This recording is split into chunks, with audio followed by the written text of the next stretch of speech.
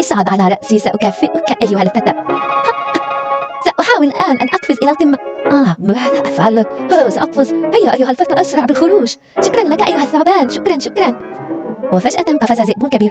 يا إلهي، سأخرج قطعة من الكعك. تفضل يا صديقي.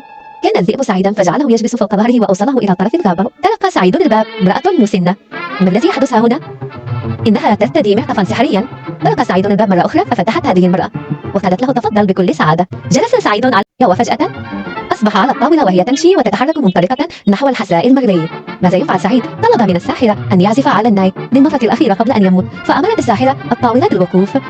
بدأ سعيد بالعزف وبدأت الساحرة تتمايل على هذه الأنغام وخلعت معطفها من شدة سعادتها.